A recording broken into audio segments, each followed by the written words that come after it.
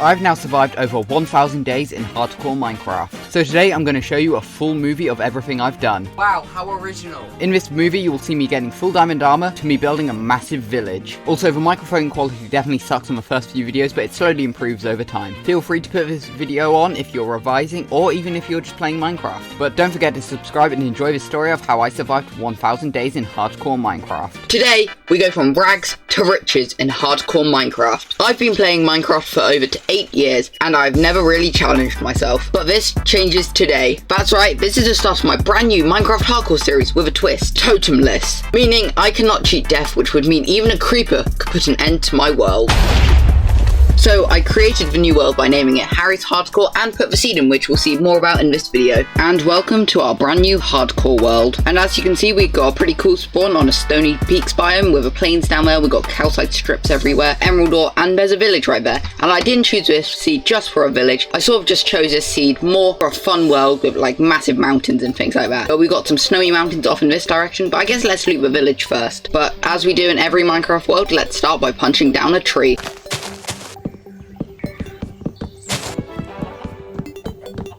And there we go, we've got lots of wood at this point and some tools. Let's collect a bed just so we can sleep it overnight, and let's mine up some stone.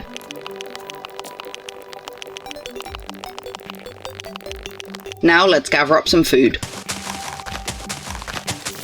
Oh, that's a pretty good chest. And cool, a nice bell. That's a lot of bookshelves. So I think now's a good time to explain what my plans are for this episode, and they are to get full diamond armor, build a house, and to find a mangrove swamp. Then I killed some sheep and mined up some iron and coal.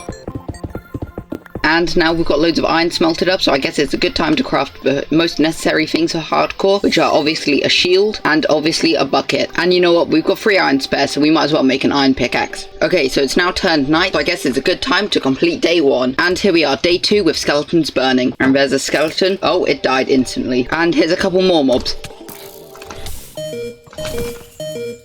Okay, that's not good. Okay, that was close. Oh nice, another village. And now's probably a good time to get stacked.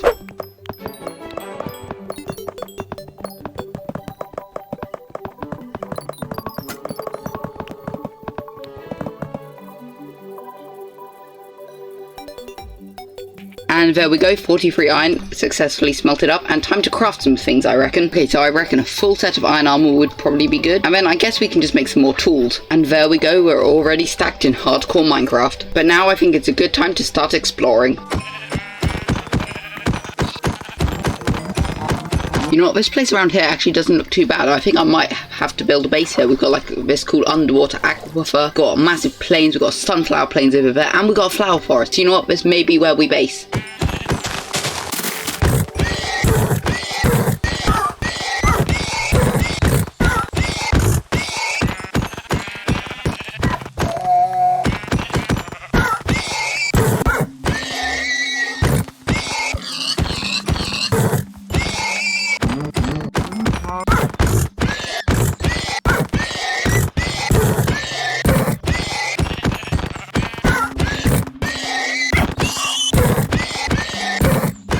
And there we go, we've actually found a mangrove swamp pretty quickly, and that's quite cool, honestly. Look at it.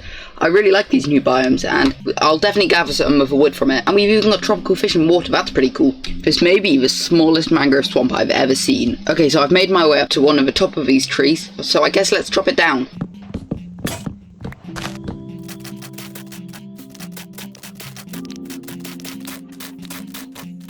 Okay, so I've now got all the resources needed from a mangrove swamp, so I guess it's a good time to find a base location. Okay, so I've now returned back to the area I thought would be a good place to start a base, and I'm definitely in love with this area. So now the question is, what should we build? And now I think I've got the perfect idea. But first, I'm going to plant all this sugarcane.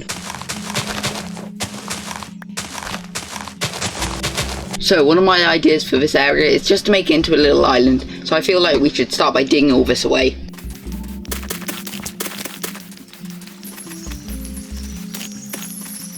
And then we can do the same over here. And there we go, we're now on an island. And I think my idea for this base is to have like a massive wall made out of cobblestone just to protect me from every mob. So I guess let's start placing it down now.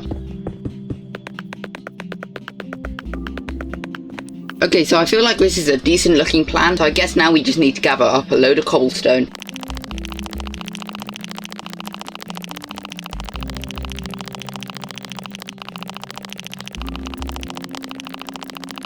Okay, I've got the stone gathered up, and now it's time to add to the wall.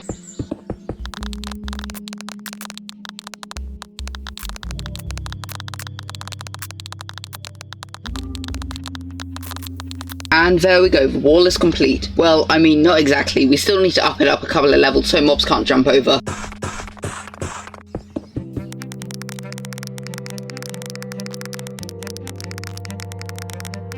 And there we go, the wall is complete, and I think it looks pretty good. The only problem is spiders can still get in, but no one has ever died in hardcore to spiders, right? Okay, I think now I want to flatten all of this out. And now we have fully cleared out this area. And now what I want to do is just light up this whole area just so no mobs spawn inside.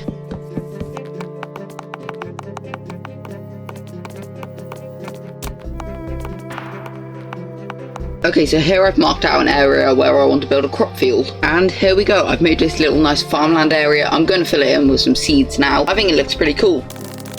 Okay, so I've already used up all of my seeds, which is quite annoying. But for now, I think it's good. I believe it should all be spawn proof. There's quite a lot of hidden lighting under these water roots. It's pretty cool. But next, I think we should plan out where our house should be. And I think this could be a pretty good sized house for now. And now, I guess it's time to build the house.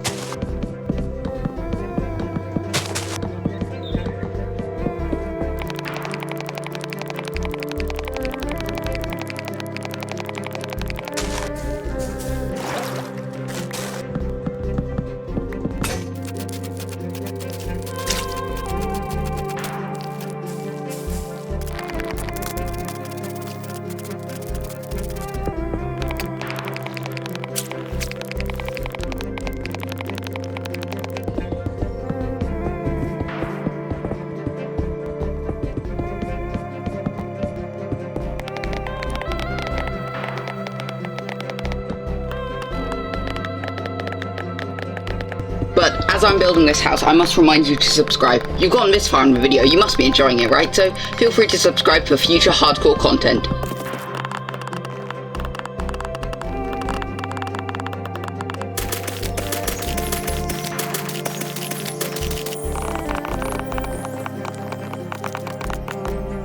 And here we have my house, and I think it looks pretty cool. I really like the mangrove on it, like we've got the mangrove roof here, if you can see it, and I think this looks pretty cool. But honestly, it took me hours to do, but I'm still pretty proud of it. The interior is not perfect yet. See, my bed could do a bit of sorting out. This carpet I still think is quite cool, but now we need to go on to get full diamond armor. But to build a mine, we need loads of ladders, so I guess I should chop down this tree now.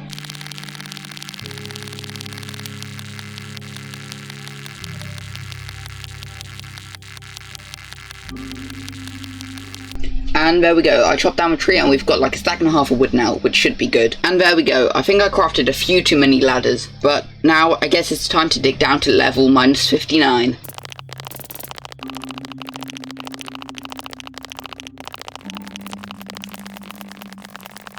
And wow, we've already found diamonds, so I guess let's mine these up. It may just be 2, but they are the first diamonds of the world. Oh no, there's actually 4. That's pretty good. And there we go, we're all the way down at bedrock level. But now I think we should place ladders all the way back up.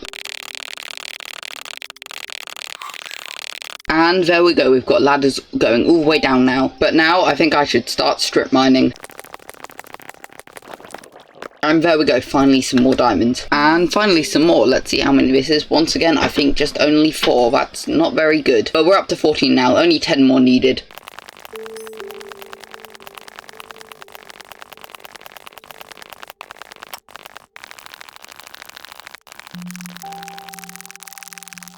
Okay, so I just need this to be 5 diamonds, but I guarantee it won't be. 3, 4, 5. And we've done it. We can now craft full diamond armor. Okay, so we're now back at base and we can finally do this. Craft up a chest plate, the leggings, the helmet, and the boots. And cover me in diamonds. And we can get rid of the old iron armor. And we're now in full diamond armor. And yeah, that's it. That's the story of how I went from rags to riches in hardcore Minecraft. That's right, I'm back. And I'm kind of poor in Minecraft. But today, I plan to change that. But I mean, I've got full diamond armor, so I'm not that poor. But look at my tools. I'm still using iron tools, and this will not do. So that means my plan today is to get full diamond tools, a level 30 enchantment setup, and to build some pretty cool things. So as you can see, I'm currently building up the entrance to my mine.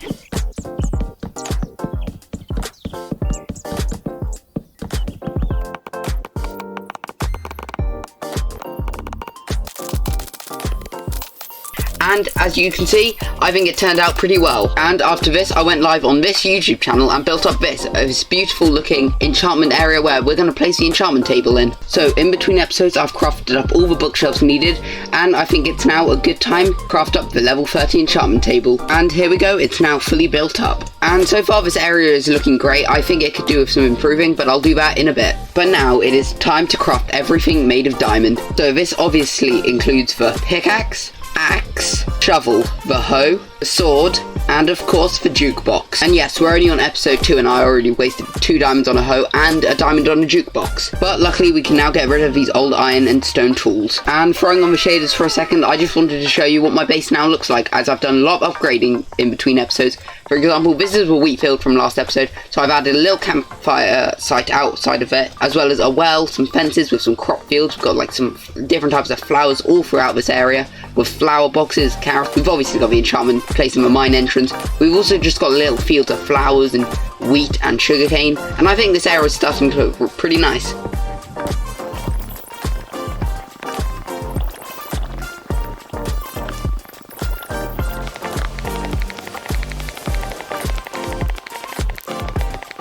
And as you can see behind me, I finally set up a nether portal, so it's probably a good idea to explore the nether.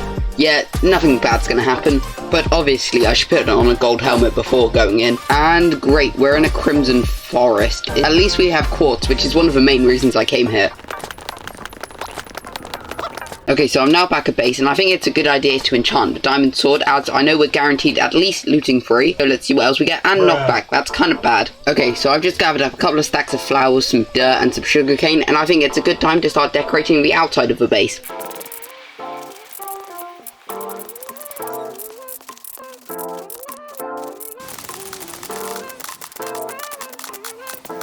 And here we are, the outside of the base is finally done, which means the whole base is finished, and I'm really proud of this area. Maybe we'll come back to it eventually and do some more work on it, but for now I'm pretty sure it is finished. But this episode is about getting rich, so I'm going to spend a lot of time mining for diamonds.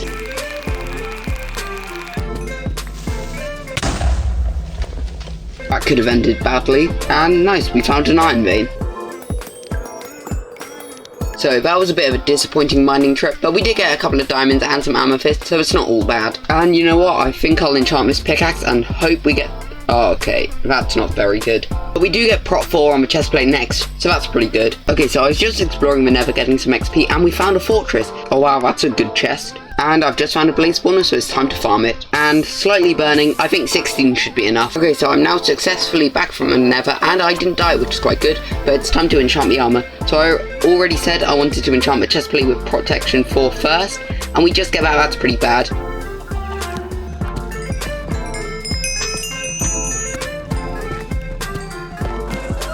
And as you just saw from that clip, we finally got a fortune free pickaxe. This is so good. Now this means we can finally duplicate even more diamonds. So that means we'll go mining one more time to see how many diamonds we can get. And there we go, we found some diamonds, so let's see how many we can get. We got 7 diamonds out of that, that's not too bad. Now equipping these gold boots, I still have one more plan for today's episode.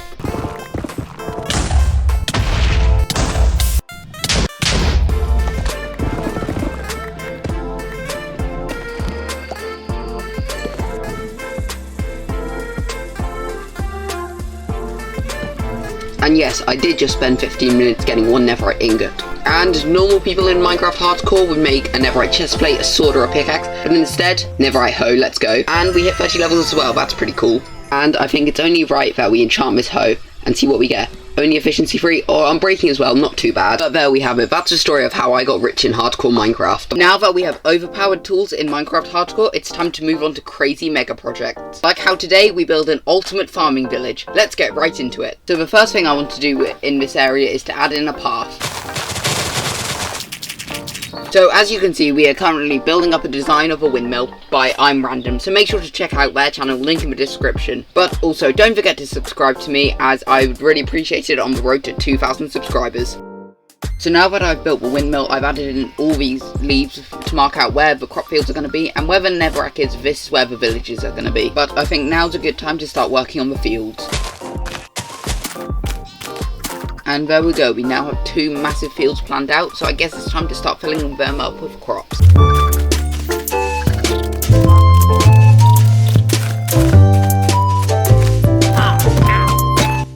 So So as you can see, we are currently building up a carrot field, but as you may have noticed earlier on in the episode, I have a god apple now, and this is the clip of when I got it. Spawner, I don't have a use for it, but it's useful nonetheless.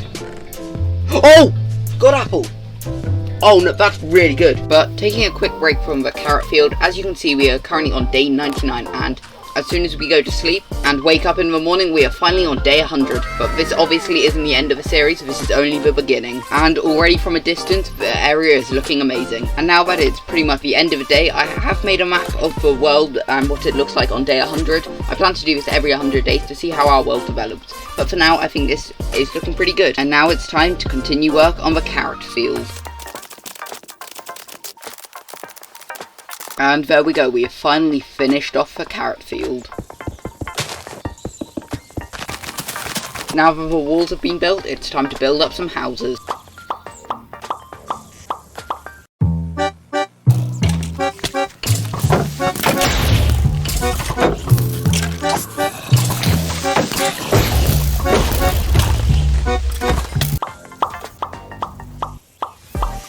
Now, throwing on the shaders, we can see this whole area, and I'm really proud of how it turned out. And as you can see now, this is the before of what this area looks like, and this is the after, with all the windmills, the crop fields, and the villages. But that was the story of how I built the ultimate farming village in Minecraft 1.19 Hardcore. Oh, and one more thing, subscribe! That's right. Today in Hardcore Minecraft, I fight the Ender Dragon with a netherite hoe. But to start this off, I first need to carve a pumpkin, brew some potions, repair the netherite hoe as I built a farming village in the last episode. But finally, we are ready to go to the end. But there's still one more thing I want to do, and it's to rename the carved pumpkin to Brown Hat. And there, it changes the texture, but I think with all this gear, I am ready to go to the end.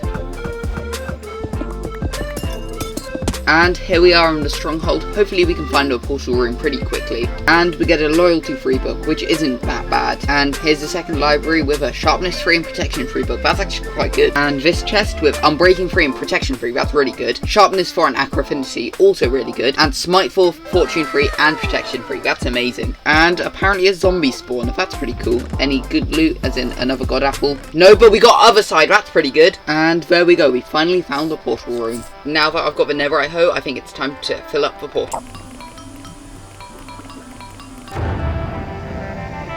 There we go, and I think it's a good time to jump in. Let's go. Okay, oh, we're up in the sky, but we can just jump down, build up here, and we need to destroy the towers straight away.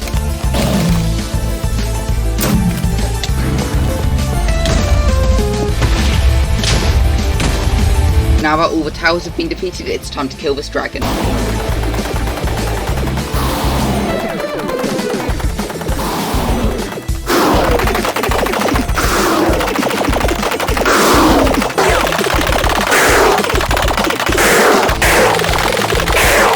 And one more hit should do it. There we go. We've defeated the Ender Dragon using a netherite hoe.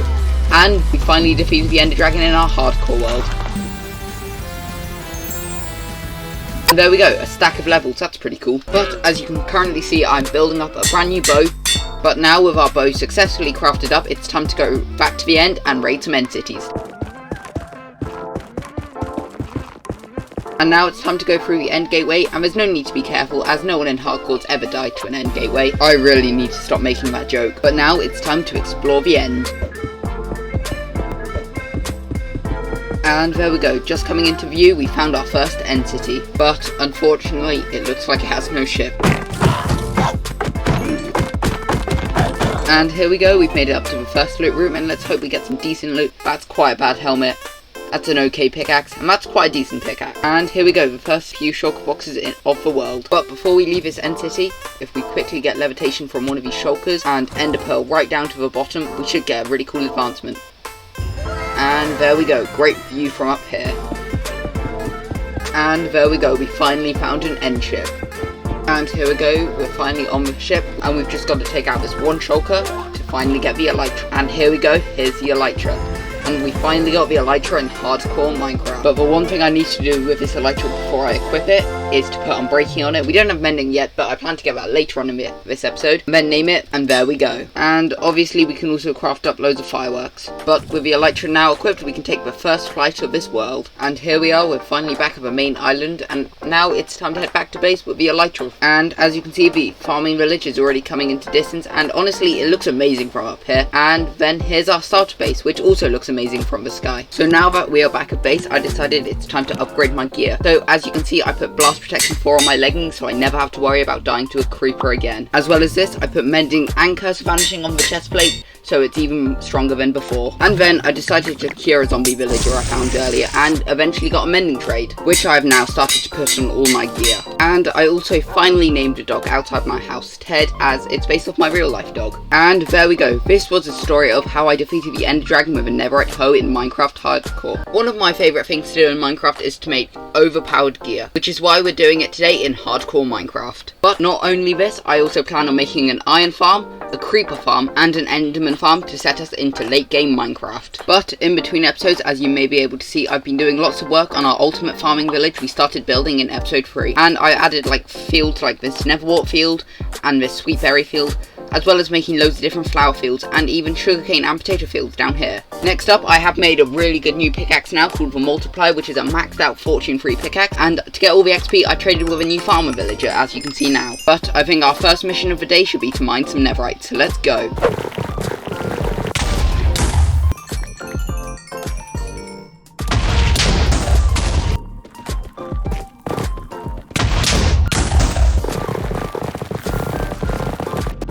And now, after an hour of netherite mining, I finally have 40 ancient debris. And I think the worst thing is, I only needed 36. So I've now maxed out our diamond shovel, and I'm so close to maxing out our diamond axe. Wow, that's pretty cool. But now it's time to craft up 10 netherite ingots, and now we can start putting it on our gear. So taking off all our armor, we can make a netherite helmet, chestplate, boots and leggings, as well as 2 pickaxes, a shovel and the axe. We're going to save the other 2 for a sword later on. But now I'm feeling really strong. But to become even stronger, I went into the nether to get a soul speed free book from the piglin. And as I'm trading, make sure to subscribe, as I would love to hit 5,000 subscribers this year.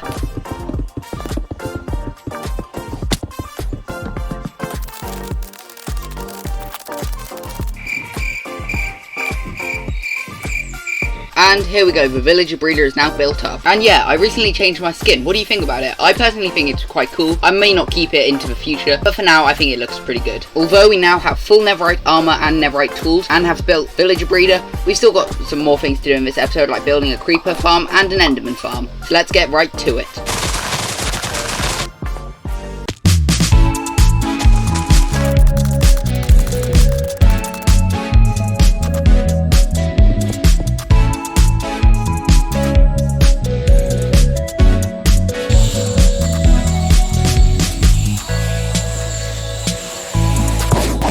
And here we go, the enderman farm is successfully up and running. And here we go, I've made the most overpowered sword in Minecraft, the Excalibur, which is a Smite 5 sword, so it can one-shot zombies, skeletons, and wither skeletons. But now it's time to combine it with a netherite ingot, and we've now got a netherite sword. But now it's time for me to make an iron farm.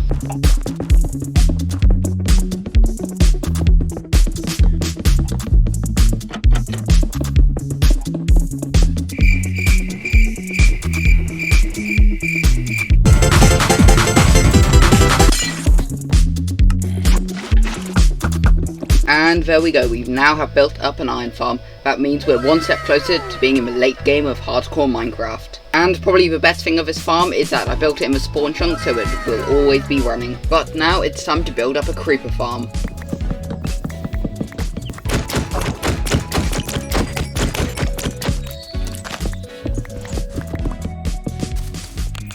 And as you can see now, the first layer of the creeper farm is done, and I think I'm just going to stick with one layer for now, but we may upgrade that in the future. And this probably won't work too well as nothing in the area is spawn proof, but I've got an idea on how to fix that. I now have also built up an AFK platform. As I use mini HUD, this is the despawn sphere of where mobs can spawn, and I have to fill in all of this with light so we can only spawn creepers in the farm. And it's a good job I crafted up almost a whole shulker box of torches before this.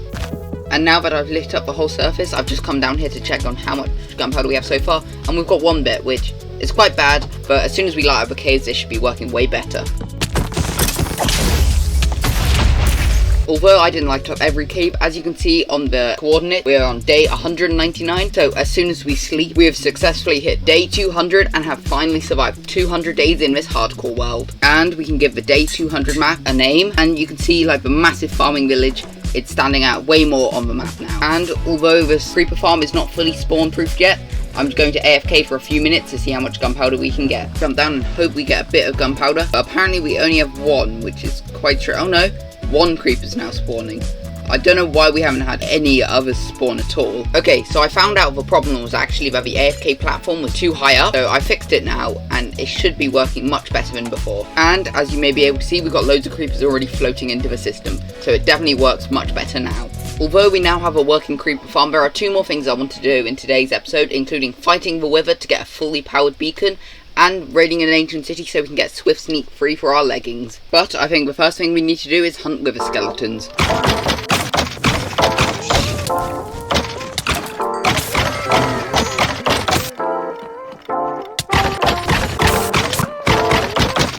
But now that I have 3 wither skulls, it's time to fight for wither. And where better than to do it on the bedrock roof.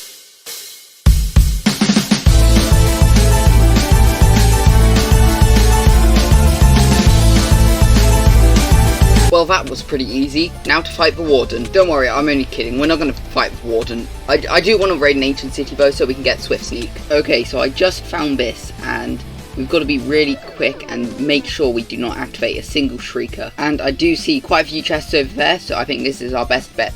So let's hop down straight away and just fly over. Oh no, this is not going to go well. Okay, so I can see a chest here, so let's just jump down straight away and land and open it. Okay, we've got fortune 1, that's quite bad. Some candles though. Candles will actually be quite useful. Okay, that's not good. I just summoned in a warden. Let's just be careful and fly out of there. And we should be able to avoid warden if we just fly. Trying not to activate any more shriekers. Oh no, we activated another one. Why am I grabbing this stuff? There's a warden near me. Okay, so I must have summoned at least 5 wardens. Maybe even more. And I think you can see one right over there.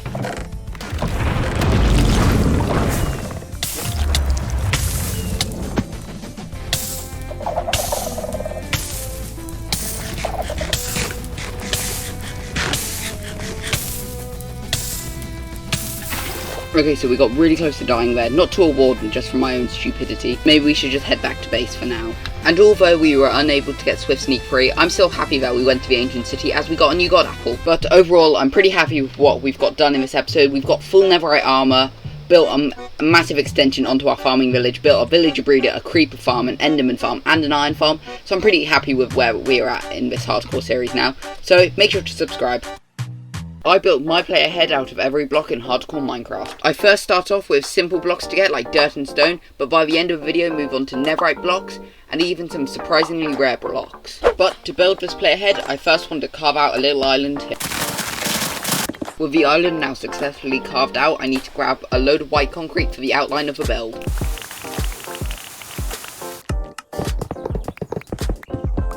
Now that I've collected all the sand and gravel, it's time to build up the llama head.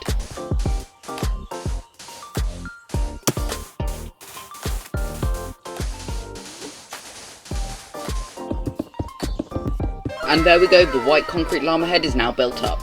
But unfortunately, one of the first blocks I need is mycelium, so we are going to have to find a mushroom island. And I think the best thing to do is just build a portal about here at 500 minus 500. And turns out we're just in a massive cave in the middle of an ocean, but there are a couple of diamonds there, so it's worth grabbing.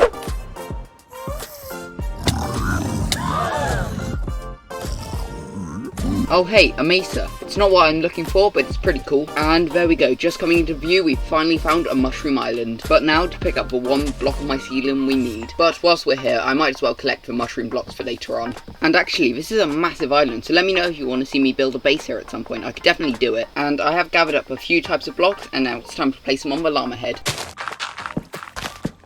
But now it's time to jump into a cave and collect all the cave blocks, like stone, granite, gravel, and diorite. Yes, let's go. We finally found a regular diamond ore. Now that I have got pretty much every cave block, we are missing the deep slate coal and deep slate emerald ore, but we'll get those on later on. It's time to add more to the head.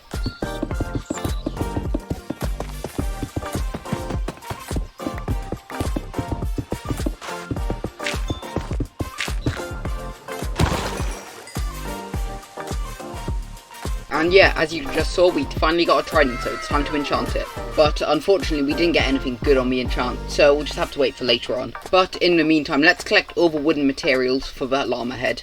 And I'm very glad I made a whole shulker box of wood. And now that I've got all the woods we are going to place, it is a good time to mention that I'm not using every single block for this llama head. For example, I couldn't fit in blackstone or coral or strip logs, but I'm going to use strip wood instead, just so it looks similar. And if I had looked in my chest earlier properly, I would have realised I already had deep slate coal.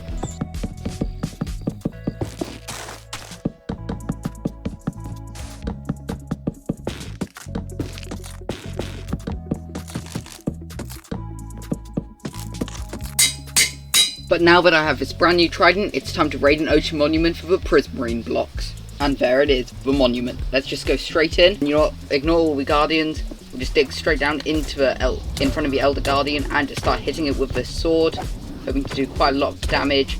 Maybe we can switch to the impaling 5 trident. And there we go. We've already killed it and got a wet sponge. And literally 2 seconds later, I dug into a sponge room.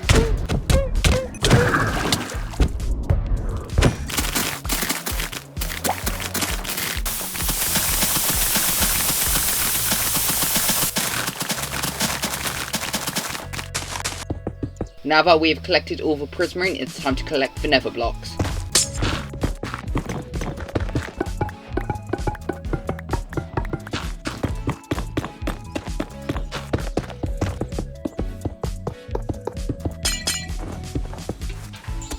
But now we need to collect some frogs for some super rare blocks later on. And here we go, here's a mangrove swamp now to try and find some frogs. And I found 2 different colour of frogs, so we might as well just breed them and hope we can get some tadpoles. And now we need to wait until these tadpoles hatch. But now that I've got all these little tadpoles, it's time to grow them up in each of the different biomes to get 4 of each. Now that I have 4 green frogs, it's time to spend another hour working on the temperate and the warm frogs. I already regret this idea. Now that all the frogs have been bred up, it's time to build a brand new farm in the nether.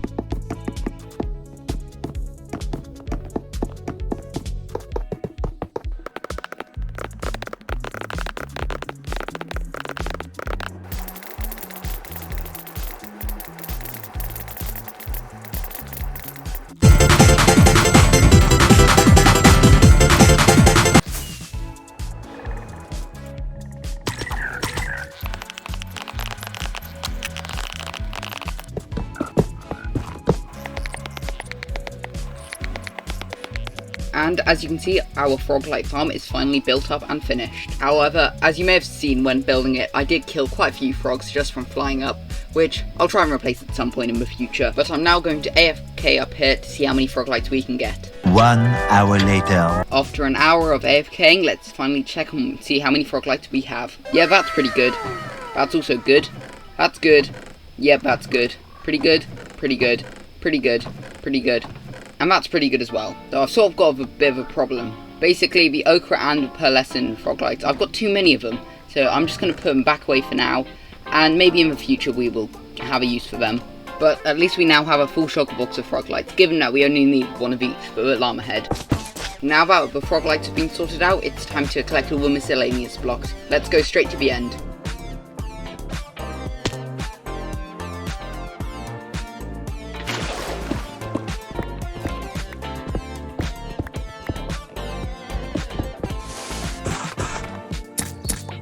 Yeah, that's pretty cool. A 3rd god apple for us. Nice.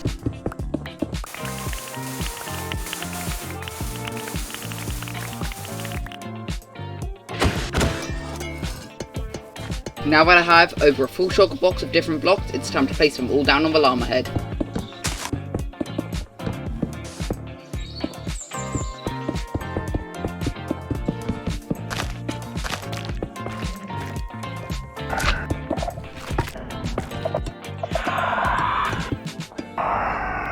But now we only have a few blocks left to place, and they include the coloured blocks. So let's get straight to it and place every coloured block down on the llama head.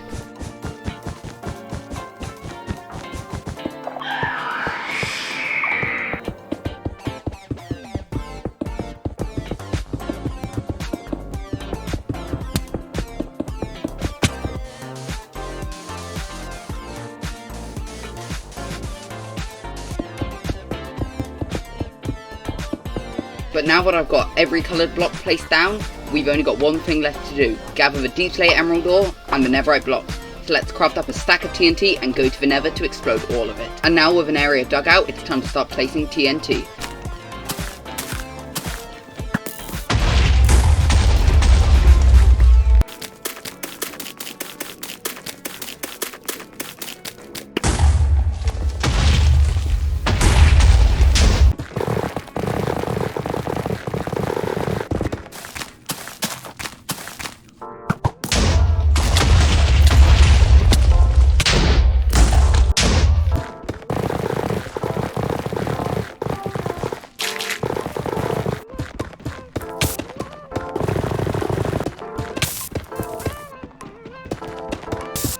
And there we go, we finally have 36 ancient debris, which is the amount needed for a full netherite block. And that's just typical. On my way home from netherite mining, I found even more ancient debris, which, I mean, it'll be useful in the future, but it's quite annoying. Whilst I'm waiting for all this ancient debris to smelt up, it's probably a good time to go to the end to repair our tools.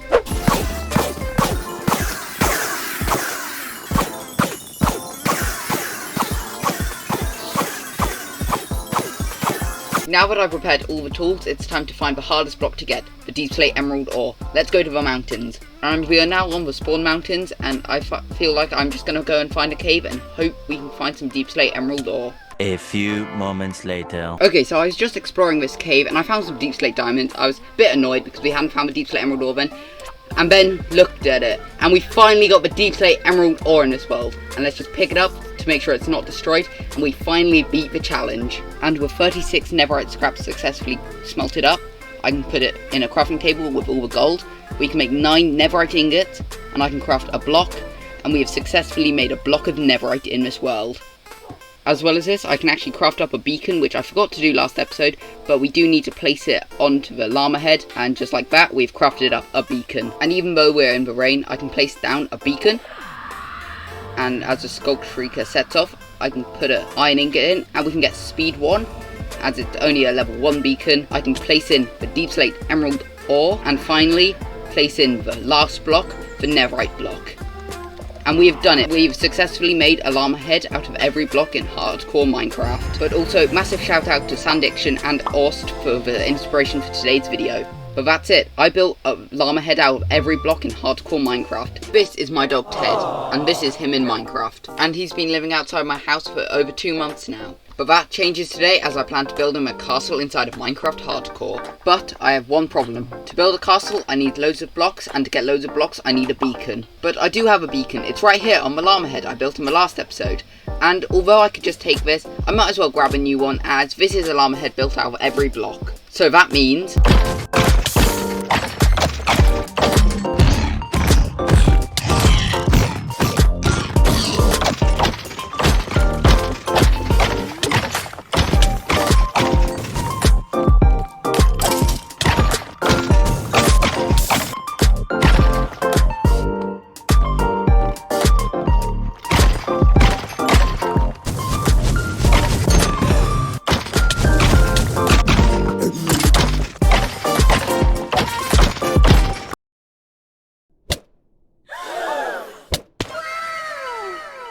so yeah, that was close, but we're having a quick break from Wither Skull hunting, as you can see on the day counter, we're on day 299, and as we sleep, we are already on day 300 of the hardcore world. And now locking up and renaming the day 300 map, not much change, but I'm expecting a lot to change in these next 100 days.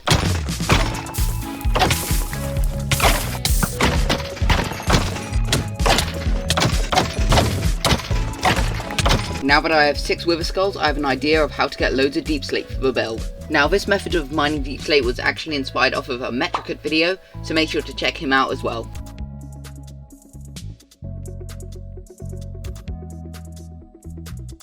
And now that I've dug out this super long tunnel, all I need to do is spawn in a wither and punch it so I get loads of deep slate.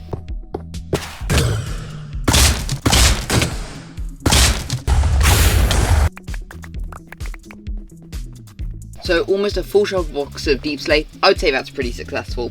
After I killed the wither, I decided to build a beacon and mine up stone for an hour on a live stream. And now, as you can see, we've got a full shulker box of stone, diorite, and of course andesite. But one of the next materials we need is over 1,000 coarse dirt, so it's time to mine all of that up.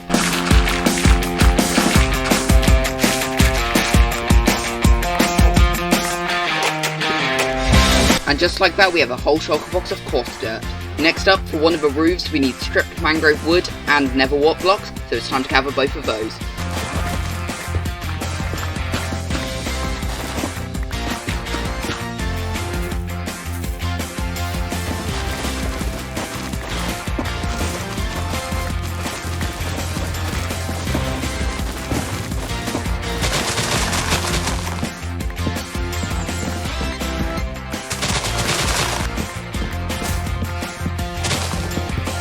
Okay, so I'm now bored of mining mangrove, but I've got a use for all this netherrack, and as I need nether brick for the build, I might as well just smelt all this netherrack.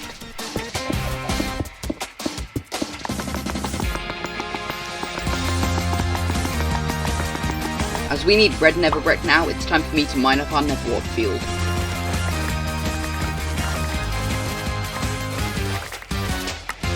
And now I'm flying back to the spawn mountains because I need lots of calcite. Although we are still nowhere near done collecting all the resources, it's time to collect loads of spruce slabs for the build.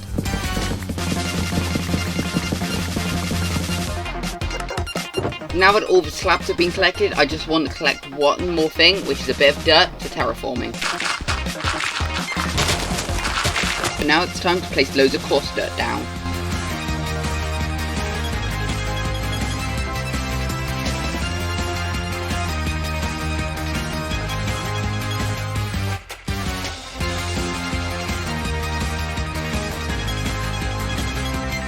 And there we go, the floor plan is pretty much finished, and wherever there's a massive gap, that's where the different rooms of the castle are going to be. But I think one of the next things we need to do is spawn proof all along the bottom of the castle, just so no mobs can destroy our build. And there we go, it's all lit up. And now we're at a dark oak forest to gather loads of mushroom blocks.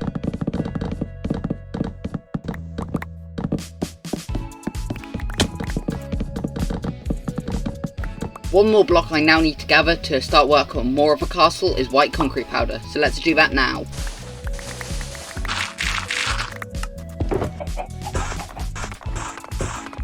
And I now realise I need a full shulker box of cobblestone. And now I have almost a full shulker box of cobblestone. But I think now's a good time to jump into a time lapse of me building all the towers for this castle.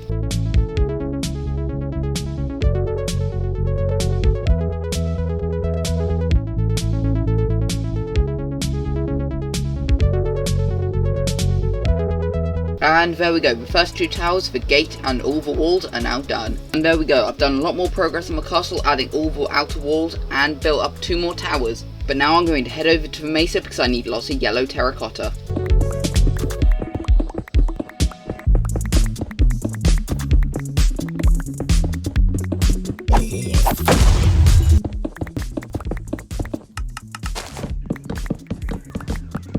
But before we work on the rest of the towers for this castle, I want to add in a storage room, so let's do that now.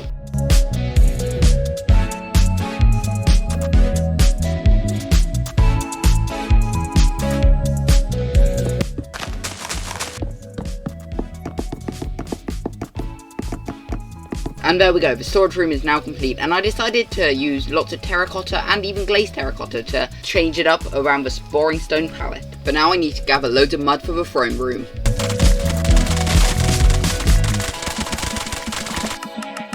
Although I've now collected over half a shulker box full of mud, I'm not going to use it yet as I want to build up the walls and the rest of the towers on the castle.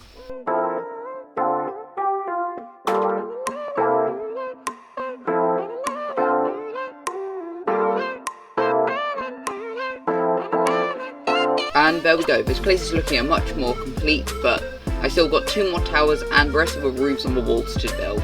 There we go, the rest of the towers and roofs have now been built up, which leaves us with only one thing, the throne room, and all of the terraforming on the outside, but we can just ignore that for now. But first, I think it's a good idea that I repair up my tools.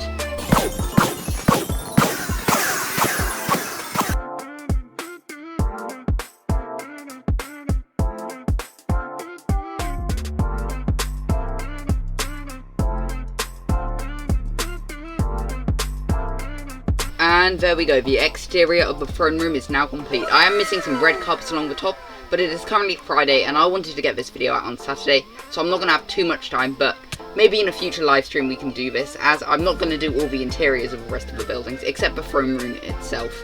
And here it is, Ted's throne, and if you think it's missing anything, then you'd be right, because there we go, some diamond blocks. And there is one space next, and as has become a tradition in these episodes, I need to get a netherite block. But first... And here it is, a funny little pixel art of Ted, and I even added a real life painting of him. But I should probably get that netherite block now.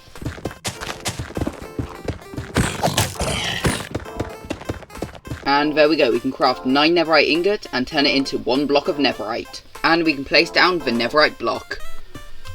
But I still have one more goal for this castle for today, and it's to terraform it out so it's not just floating in the air. And there we go, the terraforming is now done. But I am doing a bit of a grin and not building the back of it yet, because I don't really want to gather more grass blocks and would love to get this video out sometime this year. But I think for now, the castle is pretty much complete and I'm really happy with how it turned out. But of course, there is one more thing we need to do, and it's to stand up Ted and take him all the way over to the castle. And here we go, here's Ted, and I'm going to show him off the castle. So if we walk through the front gates, okay, he still is following, we can open the front gates, hopefully he'll just walk through, there he goes, just teleport, he's looking around. And then this is his throne room with a massive pixel art of him and a painting of him. And let's see if he likes his very own throne with a netherite block. And he does look pretty happy, and he's going to sit on it.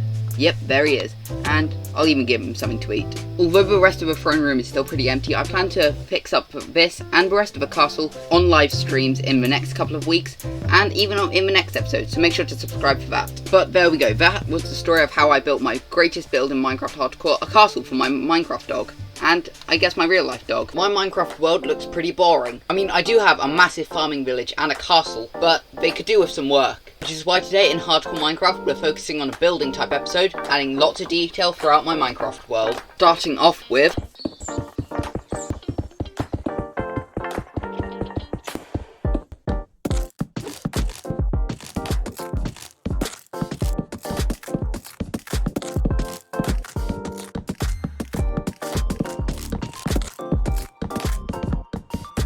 And there we go, a nice looking tower. And credits to Whip for the inspiration of this build, but now it's time to move on to stage 2 of the world transformation. And now stage 2 of our plan is actually biome enhancement, where I want to change the look around the river. Because, well, at the minute the river looks pretty boring.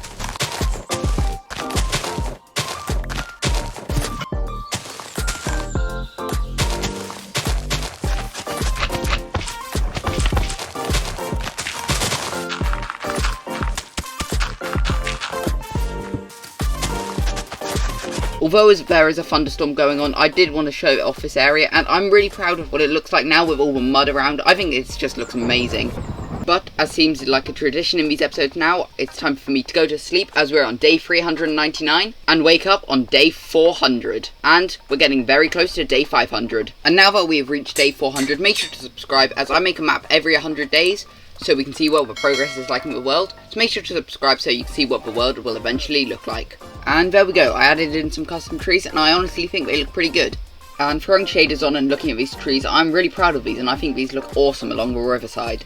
And although I'm nowhere near done with the riverbank area, I want to move on to stage 3, which is planning out the path, so I have a rough plan of what to build next. Let's collect some coarse dirt. And now that we have loads of coarse dirt, it's time to map out the paths.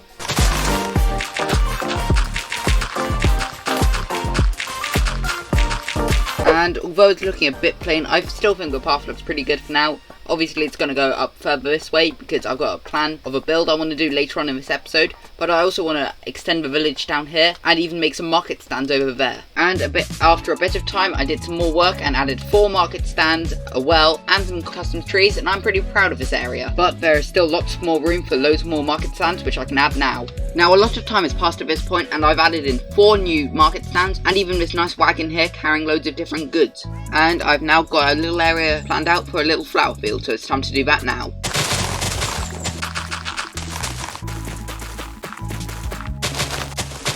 And there we go, here's a nice peony field. And here's what it looked like at the beginning of the episode. Here it is now. But we still have a lot of work to do. And there we go, I've added in this little rocky bridge over to the other side of the island so we can do some work here and add some more market stands. And now I'm flying to a mangrove swamp as I need lots more mud. But now that I've added more detail around the riverside on this side of the island, it's time for me to add in a path and plan out where the markets are going to be.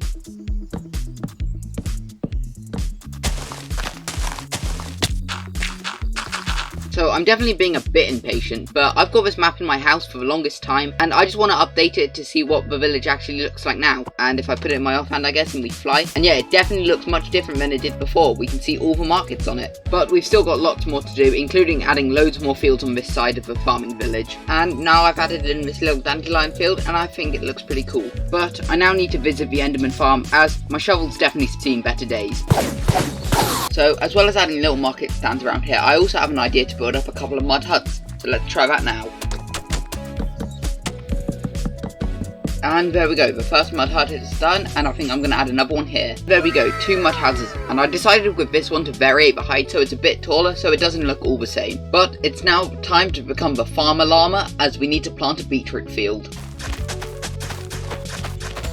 And there we go, the beetroot field is now built up, and as I was waiting for more beetroot to grow so I could continue planting it, I also added in a cornflower field over here. On a quick side note, I'm just exploring this lush cave to get loads of moss, and look at it, it looks incredible. As you can see here, we have massive space still to fill with things, and I first thought we could build a castle, but as we did that in the last episode, why not build a massive ruined castle instead? So as an example of what one part of a castle might look like, here we go, I've added a little tower as if it was the entrance towards the castle. A lot more time has passed at this point and I've added in a couple more towers and some large spikes and even some crumbled down walls and boulders. And a while later I've added in way more ruined towers and walls and some more spikes and even loads more custom trees and some wheat, and I'm really happy with how it turned out. And although there is definitely room for improvement, I'm really happy with how the whole world has turned out. And although there are definitely parts which could use some improvement, I will probably do that off camera or on live streams. But there we go, I spent 50 in-game days and over 4 real-life days working on this project and fully transforming my Minecraft world. But as there is lots of room for improvement in this area, I will definitely be returning here soon. But now that we are on day 450 of this hardcore adventure, I can officially say my farming village is complete, as long as we don't look at the back. Bruh.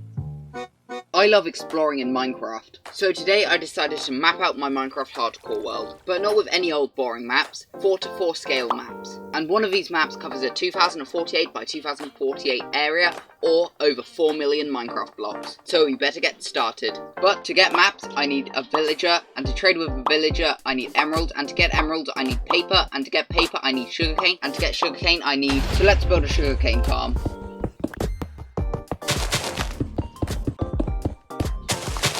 Here we go, here's a sugarcane farm, and I'm not going to bother decorating it for now, as I only need it for the paper. And after AFKing, we only got 40 bits of sugarcane. I actually make that 43, but I did harvest the sugarcane field down at the bottom of the hill. But one of the main reasons why I got all this paper was not actually to trade it away with villagers over here, but actually to craft fireworks, as I'm going to be flying a lot. But for now, I'm still going to trade with a cartographer and a toolsmith, just so I can get loads of emeralds and maps. And with this toolsmith, I finally have a use for all my iron I've collected. Although all the villages are now locked up, I think 13 maps is a good start. But I still do need lots more paper for firework and of course to increase the levels of the maps. But for the longest time on my base, I've actually had this 4:4 scale map, so we might as well try and explore lots of it now. And one of my goals for this episode is to get the adventuring time advancement, as I'm quite close to getting it. Now that I've pretty much filled out the whole border of a map, it's time to fill in all the inside of it. The first map is finished, and for context, those little pixels right there is our massive castle up there. But before continuing to do any more maps, I really need to repair my elytra. But now I'm heading south to make the next map. Okay, that's pretty cool. I've just found an ice spikes biome and an iceberg biome, which both of those I think I hadn't found before. So this is a pretty cool view. We've got a jungle, a forest, a dark oak forest, a snowy mountain, and a pillager outpost over here. And one thing I didn't realise was this map actually covers the whole of Spawn. Oh hey, that's cool, a wild pink sheep.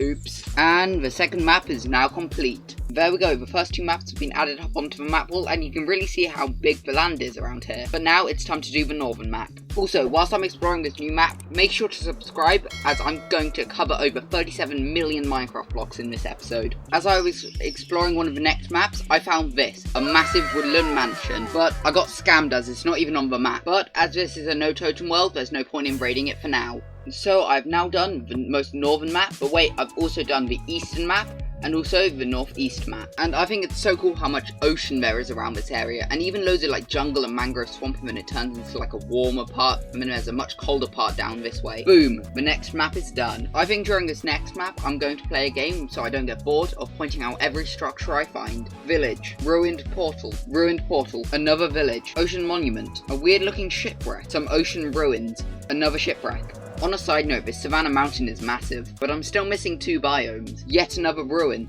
another shipwreck on land, another ruined portal, another village. Wait, that's pretty cursed. Witch hut. Another ruined portal again. Yet again, another ruined portal. Not a structure, but this dripstone cave is awesome. And so is this mountain. And now, a very rare structure, another ruined portal. But now that this map is done, it's time to do the most northwest one. And I'm still hoping to find the 2 last missing biomes. This is cool, I found another mushroom island. Oh wow, that's a massive cave.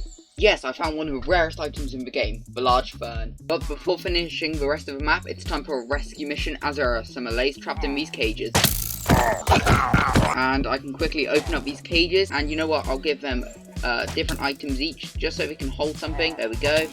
Kill this pillager. And I also just got a go horn from this pillager outpost. And as my elytra is very damaged and I'm now out of rockets, it's probably time to head back to base just so I can repair and gather more materials. At last, the final map is done. And at last, I can put in the west map, the southwest map, and the northwest map. And we have finally mapped out my entire Minecraft world. Well, I mean 37 million blocks of it, but unfortunately we did not get the adventuring time advancement as there must be 2 biomes I haven't found yet, and I don't know which ones they are. But I'm super proud of what we did in this episode anyway. And what this map has allowed us to do is to plan out insane mega projects throughout the world, so make sure to subscribe if you don't want to miss that. This is me, about to put my 500-day hardcore world at risk with my most dangerous challenge yet. Surviving 1 hour underwater without potions. And here we go, it's time to put the hardcore world at risk, and we jump in and block ourselves off, and the timer begins. Now, although I did say no potions, I'm letting myself use a turtle helmet for the first 10 seconds or so, just so I have a bit of time to start, and my water breathing's already ran out, so I've got to go into my ender chest, get my netherite helmet out. With the netherite helmet now on, we're about to take our first bit of drowning damage of the video. And there we go, first bit of damage. And the way I'm going to be surviving is using suspicious stews, which they're a bit like a potion, but I'm not going to count them as a potion just because otherwise I don't think this challenge would be possible. But there we go, we're going to eat our first one. And here's how I actually got the suspicious stews. But as I'm going to have to live off suspicious stews for the next hour, I actually need to gather them first. And I've already done some testing, and in 10 minutes I ate 27 suspicious stews, so that means I need 6 chalk boxes in total for a full hour. But I'm just going to be safe and go for 10 chalk boxes instead, which means I now need 270 brown mushrooms, 270 red mushrooms, 270 dandelions, and 270 bowls. So I grabbed my axe and head to the dark oak forest to gather loads of mushrooms. Now that I've got all the mushrooms, it's time to chop down loads of trees to get bowls. Now it's time for the most challenging part, the dandelions. Now that the dandelions have been collected, I've placed down 10 chalk boxes to fill up with the suspicious stews. But it's now time to craft up 270 suspicious stews. So we're 5 minutes down at this point, and I wanted to say that I do have a chorus fruit in case there is an emergency, but I've only got 1, so if it messes up, I'll probably lose this hardcore world. And we've now survived the first 10 minutes, and I also hit day 500 recently, so this is me creating the day 500 map. So we can now sleep and wake up on day 500, halfway to day 1000. And we can also lock in the day 500 map, as I like to make a map every 100 days in this hardcore world. And with 20 minutes now survived, I want to ask you a question. What type of builds and projects do you want to see me do in my hardcore world? I've got quite a few ideas, but I would love to see what you guys would come up with in the comments down below. And if you're wondering how I got my turtle shell and this brand new pair of netherite leggings, I will explain it now. So now we need to try and get the netherite leggings and the turtle helmet. And lucky I already have a pair of Prop 4 leggings called the apple bottom jeans. And the reason I need a new pair of leggings is because at the minute I wear a blast protection 4 pair to save creepers killing me. But now we need to upgrade these ones to netherite, so we just look in my valuable box. Wait, we don't have netherite. Oh, there's a netherite ingot, and go over to the smithing table and combine the leggings. So now that I've got the leggings, it's time to get the turtle helmet. And this involves finding some turtles and breeding them, and then stealing their eggs. And now I'm going to patiently wait for these turtle eggs to hatch. And as I'm waiting for these turtles to hatch, make sure to subscribe as this video has taken over a week to make. And now I finally have the scoots needed, and a ton more turtle eggs. And we can now actually craft up the turtle helmet for the first time in this world. And now I'm at my enderman farm as I need a whole lot of levels. And I think 60 levels is pretty good. And although it doesn't have unbreaking, I think the shell mist is still pretty cool.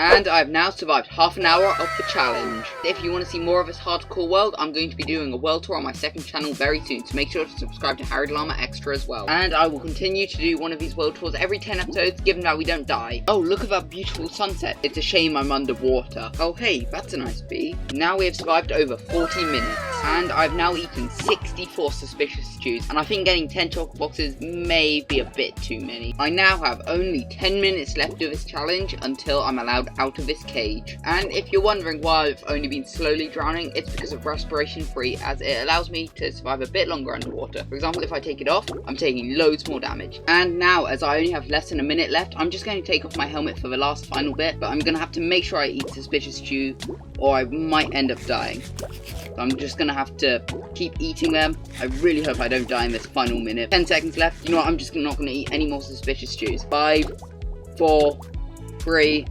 2, 1, and the challenge is over. And you know what, I can actually eat this chorus fruit to try and escape. And there we go, we have successfully survived 1 hour underwater in hardcore Minecraft. And in total, I ate 94 suspicious stews. And I've still got 7 whole shock boxes full of suspicious stew. Also, make sure to subscribe as I put my whole entire hardcore world at risk for this episode. Today is October the 10th, which is my birthday. So, to celebrate, I decided to build myself a massive birthday cake, all inside Minecraft Hardcore. But to build the cake, I actually need lots of sand and gravel for the concrete. Just like you need to subscribe. Come on, it is my birthday after all. With the gravel and sand now collected, I need to gather lots of brown dye. And I just found this little parrot, and whatever the top comment is on this video, I'll name it that in the next episode. But now I have to walk all the way back to base. But for now, I think he can live inside the castle with Ted. But I don't just need brown concrete, I also need snow for icing, as every cake has to have icing on it. So it's time to make a snow farm. And there we go, the snow farm is now working. But wait, it's giving me snow layers rather than snowballs. Hold on a second. And there we go, much better. And there we go, Model 2 is working much better, and there definitely wasn't any casualties. And then I added some icing onto the cake.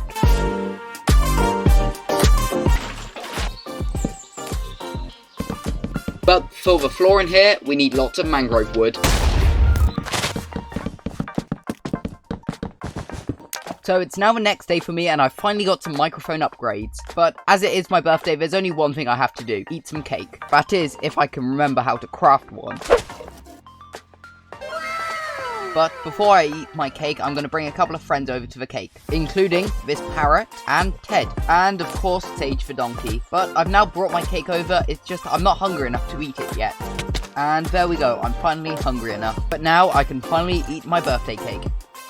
And that cake was delicious. And let me know in the comments down below what your favourite type of cake is. But that is the end of today's video. Make sure to subscribe, as we're getting so close to 1,500 subscribers, which I think we can hit by the end of today. And also, thank you for all the amazing birthday messages I have received. I really do appreciate it. And I'm currently falling out of the sky inside of my Minecraft hardcore world, trying to get one of the most dangerous advancements ever: Cave and Cliffs. Will I survive? Why am I doing this? It's because I'm trying to get every advancement in hardcore Minecraft. So let's first craft up some leather boots. and walk on powdered snow. And there we go, light as a rabbit. But now let's look at a parrot with a spyglass and a ghast. But it's now time to ride on a strider. Wait a second, am I now stuck here? We now need to distract a piglin with gold. But we'll definitely return to the Nether later on. We are now in a bit of a sticky situation, as I need to respawn the dragon, but I'm too scared to do that now. So we can now unwax a piece of copper, and now we can start breeding up different mobs, like the cow and the chicken. Can't forget about the sheep. It's actually now a thunderstorm, so all we need to do is place a copper lightning rod in a village and get Surge Protector. Let's breed up some dogs, and we can now breed up a couple of llamas. We can't forget about foxes, or trader llamas, and of course axolotls. Don't worry, I haven't forgotten mother rabbits, or goats, or donkeys, or pandas, or the ocelots. Now to breed some mushrooms, we are now back into the Nether, as we need to breed 2 hoglins. And finally, 2 striders.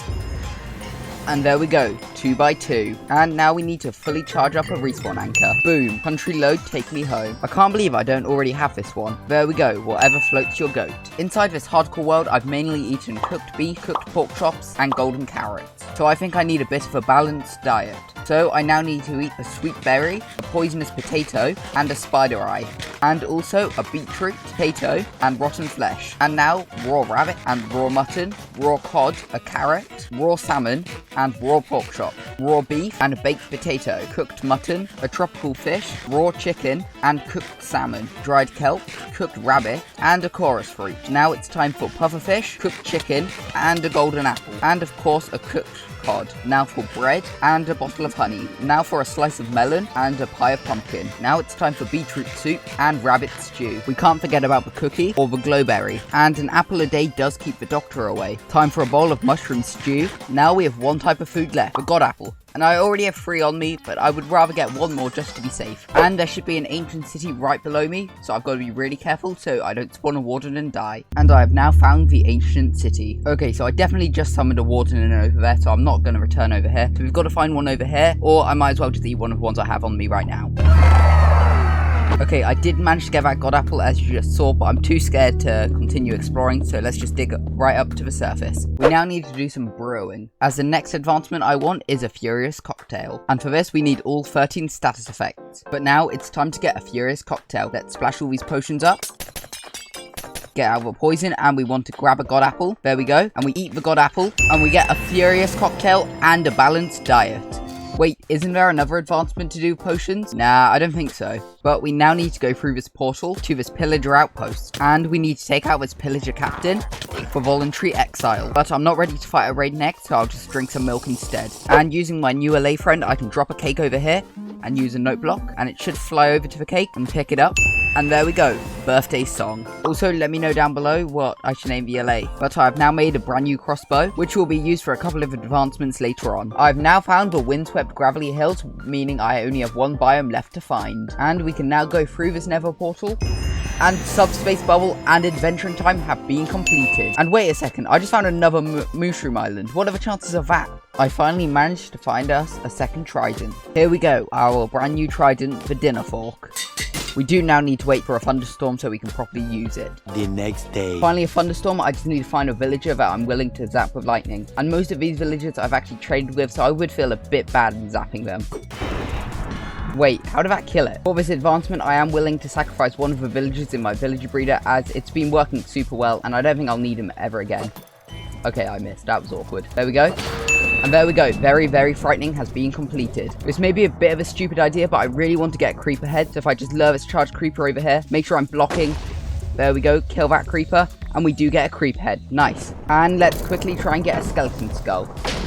Okay, it managed to drop, nice. But I think it's worth trying to attempt to get one last creeper head. Okay, it didn't kill it, that's not good. But there is a couple of creepers over here. Here's one, we lure this over, we should be able to get it to explode and kill it, and we get a second creeper head. But I believe that was the only lightning related advancement, so I might as well just sleep for now. Although it pains me to do this, I do want to craft a creeper head into a creeper banner pattern, so I can There we go, my custom banner, and I decided to make two versions, both a grey one and an orange one, as I think the grey one will suit the world better, but I think the orange ones still look pretty cool. So cool in fact that I think it's time to put one on my shield. And there we go, I've now got a llama on my shield. And I think a couple of banners right in front of a castle definitely makes sense. I do now need to stay up for 3 nights though, because I need to wait for phantoms to spawn. We now need to hit a bullseye. So all we need to do is place down a target block with a trapdoor on top. We then need to make a redstone line at least 30 blocks away. Now we shoot a load of arrows at the trapdoor. Then we press this button. And there we go, bullseye has been completed. We now need to find lots of cats. Wait, that's a large fern. That's pretty rare. So I've just got Bad Omen and there is a village over here. So we might as well start a raid as we do need it for a couple of advancements. But I'm going to stay up at the top of this tree because I'm not risking this world. It sounds like, yeah, they're right over there. And there's a Ravager. I do need to kill this for one of the advancements, but the Iron Golem is getting in the way. Okay, I think I took it out. This is a round with the Evokers and Vexes, and I just need to take the Evoker out. There we go. And I do need to kill a Vex for the Monsters Hunted advancement. There's one. Okay, I did take it out. That's good.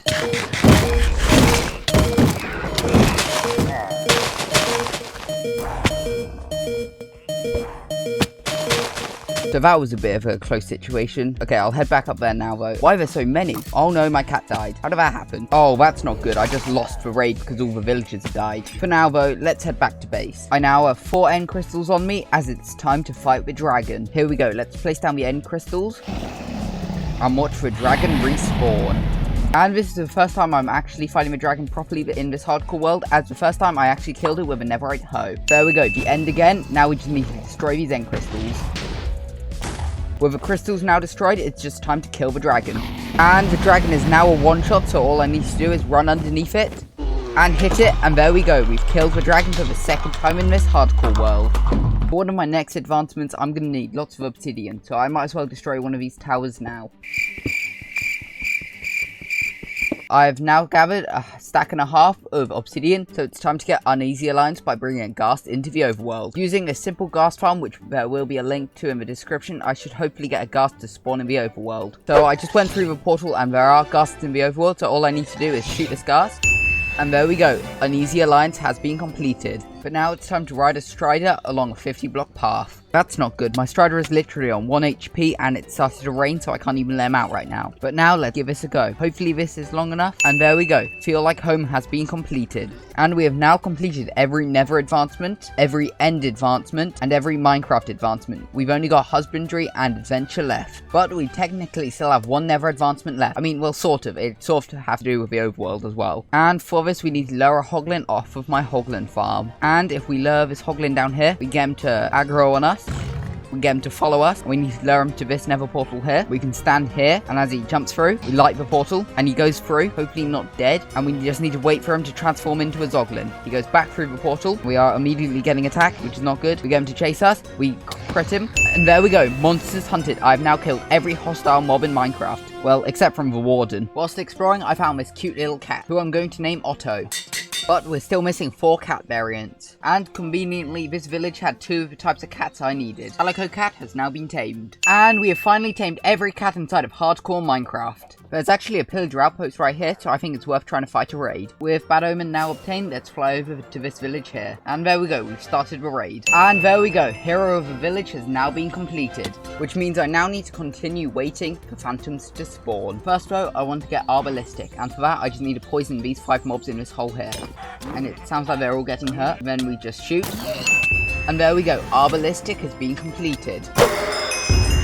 There we go, 2 birds, 1 arrow has now been completed. And that's actually the first time I've ever gotten that advancement. But now we only have the hardest advancements left. It's time to put the hardcore world at risk. So the first advancement is Star Trader, where you have to trade with a villager at world height. And I'm at world height now, but there is no villager. That's because I'm going to use a cheat for it, where I pearl down. In a second, I need to pearl straight up. I should land next to the villager, open his inventory. When I get back up there, I trade, and we've done Star Trader. But now for the advancement I've been scared of doing this whole time, caving cliffs. So we need to jump from here, down with scaffolding, and we should land in water at the bottom. Let's do this. We need to line ourselves up with a hole. We fall. Let's hope we can do it. Huh?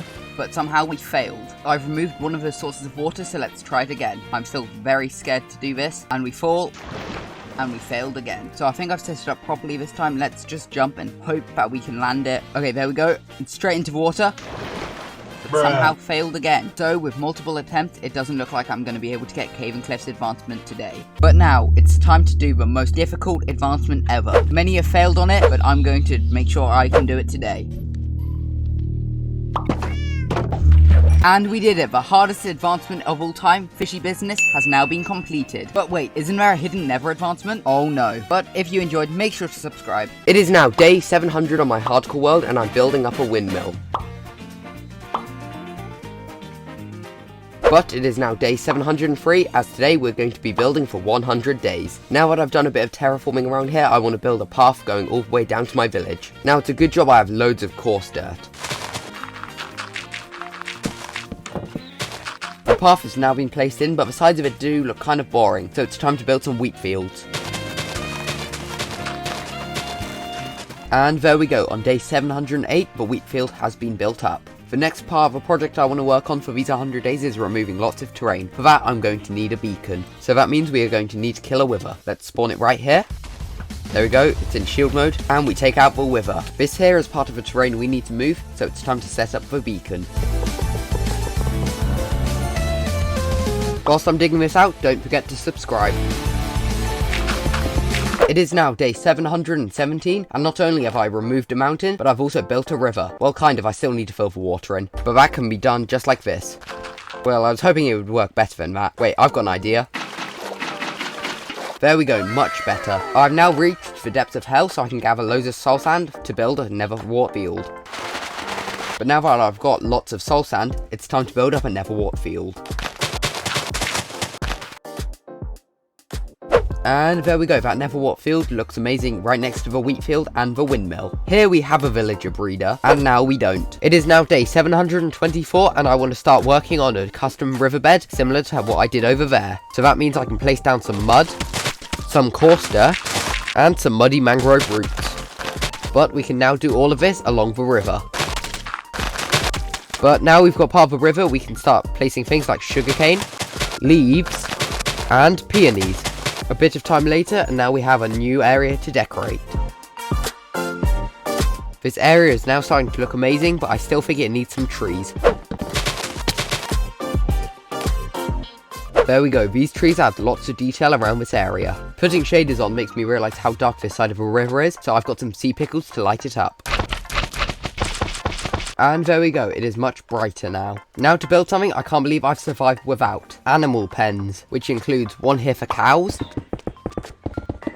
and one over here for sheep. But we can still add some more decorations, like coarse dirt, glow lichen, and leaves. But now we actually need to find some cows and sheep. That's for sheep now collected, and the cows have also been collected. Over here I want to build up a boat workshop. The boat workshop has now been built up, and I think it really suits this area. Next up I'm going to add a pathway all along here. And after a bit more time, ignore the shulker boxes, this area is starting to look really cool. Over here in this hole, I've actually got a few skeleton horses, so let me know what I should do with them, but for now I think I'm just going to move them. And I guess there was also a villager down there. And now over here, I want to build up another crop field. And there we go, a nice little market stall to go with the rest of this area. I'm now going to build up a farmhouse.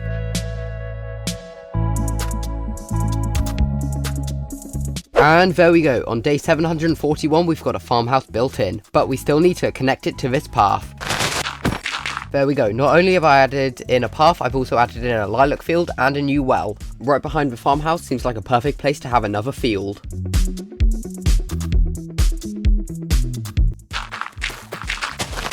And there we go, we've now got a rose field in place. But now I'm going to continue transforming the river.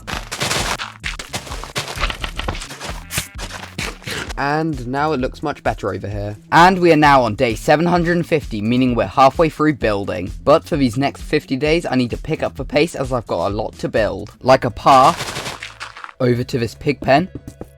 And the pig pen has now been completed. Now though, I want to build up a horse stable.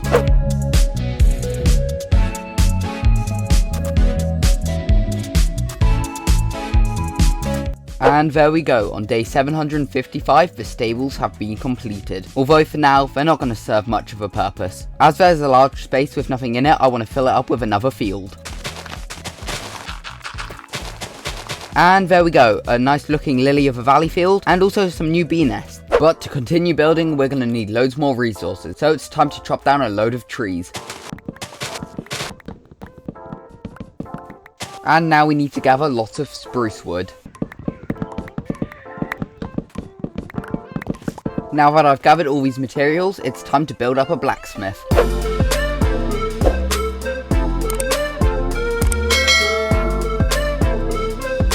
Now that the blacksmith has been built up, I want to work on adding some more crop fields. And for this field, we need to place loads of leaf blocks in a somewhat circular shape. Yeah, that looks good enough. Next, we need to fill in with more leaves and fences. Now we add in a frog light and a mangrove root with water in it to hydrate the crops. And now we can start planting the field. And now the field has been completed. I have now moved the beacon over to here as I've got lots more terraforming to do.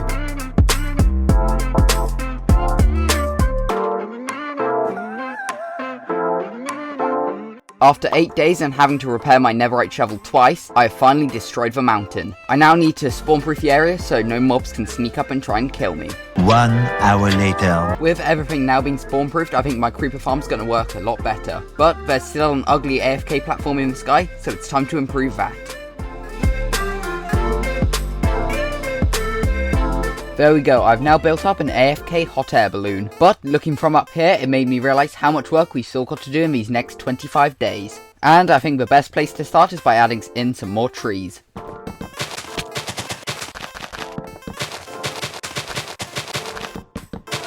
I need to build up a couple more fields.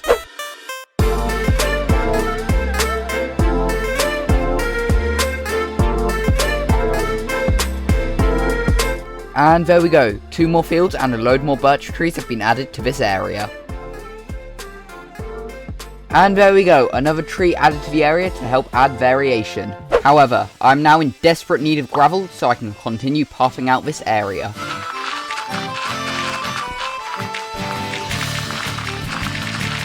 There we go, and I think that will be enough gravel to last me the rest of this video. Yep, I think 3 shulker boxes full of coarse dirt is definitely good enough. And now I want to work on a way of getting over the river, so it's time to design a bridge. A few moments later. There we go, the bridge has now been built up, and I think it's quite a cool design. But now I need to work on a path going all the way back to the village.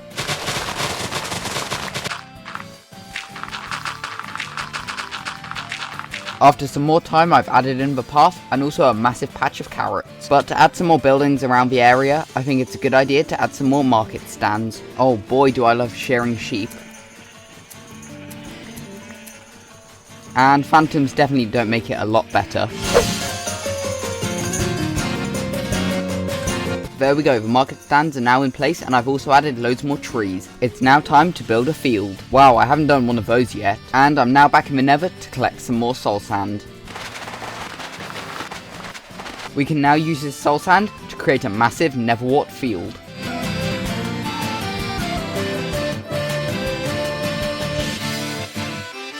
And yet another field has now been built up. I'm now going to work on adding more detail around the edge of this river.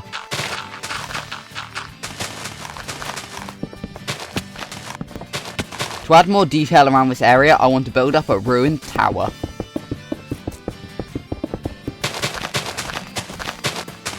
There we go, the ruined tower has now been built in, and I guess it kind of adds some lore to the world, as if there used to be an ancient castle around here. But now I'm going to head to the mesa, as I'm going to need lots of red terracotta for my next build. Next up for this build, we're going to need lots of oak wood. But it's now time to build one of the biggest builds of this video.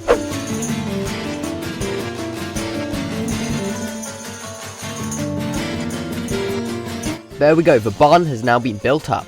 But we still need to connect it to the rest of the path. Now that I've added in the path, I want to build up another ruined tower. And there we go, the tower and loads more decorations have been added around this area. And for the first time in this video, I want to build up a field. And boom! Just like that, the potato field has been built up. But we're not done yet. as it's time to build up 3 more fields.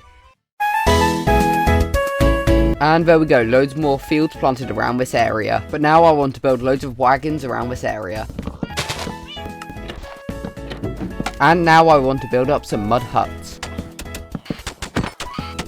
And these mud huts definitely help to add detail to the area. I am now on day 799, which means we have 1 day left. But with this area, I think I'm pretty much finished. But that does mean I now need to move all of these shulker boxes, and I should probably also organize these. And as the sun sets, I can hop into my bed and wake up on day 800, where I can create the new day 800 map. And I can finally say that I've spent 100 days building inside of Minecraft Hardcore. But what's been your favourite build? Let me know in the comments down below, and don't forget to subscribe. After surviving over 800 days and building a giant village, I'm running low on basic resources, which is why I am now building up a cobblestone farm. As today, I'm building over 10 automatic farms to set my hardcore world into the endgame. This video took months to make and leads to me building the biggest farm I have ever created inside of Minecraft, but we have to start off small. Now that I've got an infinite amount of cobblestone, I want to use this to craft up some pistons and observers, so that I can build up a flower farm.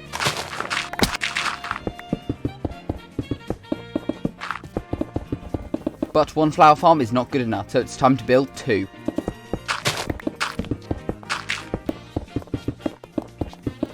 Now that the flower farms are working, I want to build up a pumpkin farm.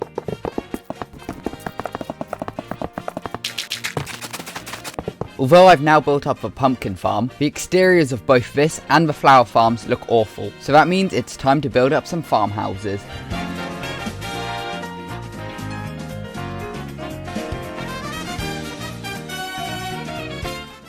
Now that I've built up these farmhouses, I want to work on bigger and better farms, which is why I'm now going to build up a mob farm, after I get the materials for it. I've gathered up all the materials, which means it's now time to build up the mob farm. And I'm going to build it inside of the deep ocean so more mobs can spawn. There we go, the mob farm is now working. But I'm going to AFK here for a bit to see how much loot we can get. Yeah, that loot's pretty good already. But why did I make this mob farm? Well, it's obviously for all the bones I can get, so that my flower farm will run forever. Wait, is that the actual reason? I guess I can also use it for this farm. And boom, infinite amount of glow lichen. And is that the real reason? Yes it is. But we also get loads of gunpowder and string, so it's not too bad. Before I work on any more farms though, I want to work on a path going to the next part of this village. That means I need to remove a part of this nether wart field. The path has now been built up. I now want to work on the biggest farm of this episode, so for that I'm going to need lots of sand and gunpowder so I can craft up TNT. Why do I need TNT though? Well, you see, the farm I'm trying to build requires lots of magma blocks, and if I use this TNT to gather netherite, I can create myself a new pair of netherite boots, as Frostwalker does not allow you to take damage on magma. I can now craft up a netherite ingot. Oh wait, I already had loads of ancient debris. I'm so stupid. But I can still craft up this netherite ingot now. However, we actually do need to find some Frostwalker boots now. Now that's why I'm in the end raiding end cities, so I can hopefully find some Frostwalker boots. And I have already found some, but they are iron boots and I prefer some diamond ones. Now, cranking my render distance up, we've got a lot of end cities to explore. Here we go, end city number 3, number 4, number 5, but it looks like there's no more end cities in sight, so it's probably best to just return home. However, I'm not going to give up next, as I can still get it from villager trades. Finally, I have unlocked the Frostwalker 2 trade. However, it's 48 emeralds and I currently have 1. I have 1 emerald. Don't worry though, I have a solution. You see, if I replace the lava at my hoglin farm with soul campfires, the hoglins should drop raw pork chops which I can trade away. That means I'm going to have to AFK at the hoglin farm. Yeah, that's definitely good enough. Now, if we build this giant glass box and build a railway track, we can now transport villagers into the nether. I've now got 12 villagers inside of this very nice box, so it's time to give them some smokers for them to work at. With these butchers, I'm now able to get an infinite amount of emeralds. That should definitely be enough emeralds for now. So I can now finally buy this Frostwalker book and apply it onto this pair of boots. Then I can make them netherite, which means I can walk on ice, or mine magma, which was the real reason. However, I now need to collect a load of magma blocks, over 5,000 to be more precise. This is going to take a while. but like an idiot, I didn't turn my microphone on for the last few clips. So here's a quick recap. I hit day 900, I gathered almost 9,000 magma blocks. Yeah, I only needed 5,000. And then I went to collect 2 shulker boxes full of sand. And now I have 2 shulker boxes full of glass. Unfortunately, we have loads of resources still to gather, including 189 trapdoors, 56 grindstones, 40 chests, 20 hoppers, 60 snow layers, 12 stairs, 4 carpets, 4 slabs, 8 rails, 4 ladders, 4 hopper minecarts, and we can't forget about 96 minecarts. We now need one last item. There we go, 4 name tags, and time to give them the perfect name. Now that I have all the resources, it's finally time to build the gold farm.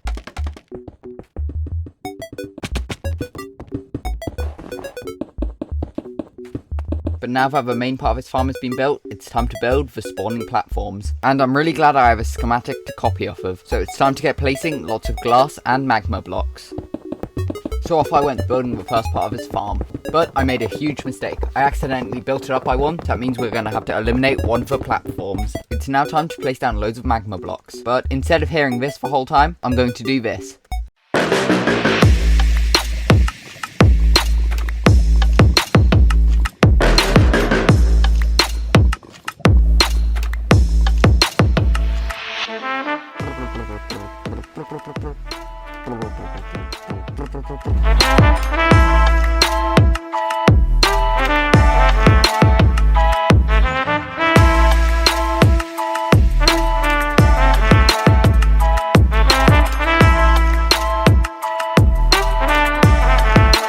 And finally, the gold farm has been finished. So that means it's time to test it out. So if we just hit one of these pigmen, they'll start running and I just need to jump down here into the center. They start to fall and they start entity cramming in those minecarts. I've been waiting a long time to have one of these inside of Minecraft Hardcore. And we're also collecting lots of gold already. About a month has now passed since I last recorded on this world. Yeah, I've been busy. Because as of the time of me recording this part of the video, I've got my GCSE exams in 2 days. And whilst I could definitely be revising right now, I do want to build a couple more farms, like this simple crop nano farm. One of the next farms I'm going to build is a bartering farm, but for that I need 4 warped fungus. So it's time to build a warped fungus farm. Like this, then we need to... And perfect, I should definitely have all the warped fungus I need. Yep, that's definitely more than 4. And just like every other farm, the link to the tutorial will be down below in the description. With all of the materials now gathered, it's finally time to build the bartering farm. And there we go, the bartering farm has now been built up. But now it's time to actually give it a test. And there we go, in about a minute, all the shulker boxes have already been used up. But we're not done yet. So I decided to build up 4 double tall flower farms. And yeah, these farms work amazingly. Now I'm going to build up 2 more farms. And there we go, 2 more automated farms. Hanging roots and glowberries. And with less than 40 days until day 1000, I have finally finished building all of these automatic farms. And I think it's safe to say we are finally in the end game of Minecraft Hardcore. Don't forget to subscribe as the next episode's going to be my best one yet. I've got 30 days until I hit 1000 days inside of my Minecraft Hardcore world, and with 1.20 being released in a week, I want to create an entire village from scratch before I hit day 1000. This is going to be difficult. But first I need to lay out a pathway, which does mean I have to remove these flower farms I built in the last episode. But don't worry, I'm going to rebuild these farms later on in this episode. And as I only have 30 days to complete this project, I'm not going to be sleeping to give myself double the time. Now that the path has been laid out, I'm going to pick up loads of the copper I laid down earlier to oxidize. Now it's time to get a shulker box full of cobblestone, as it is time to build up one of the farmhouses.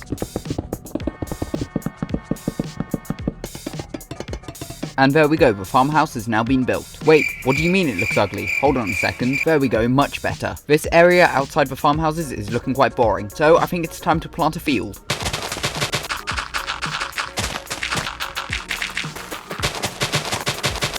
That flower field there looks amazing, so I might add another one in the future. But for now, I'm going to build up another farmhouse.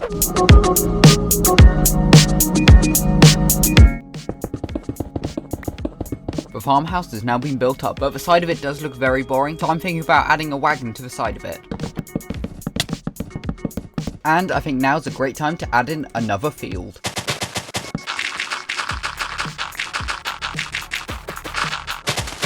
There we go, another field has now been built up. But what am I going to do now? Build another house? Build another field? Wrong, I'm extending out the pathway. And then I went to build up another farmhouse. And whilst I'm doing this, make sure to subscribe. But what time is it now? Well, it's time to build yet another field. Yeah, I can already imagine this is going to become a theme in this video. And there we go, another field that has been built up.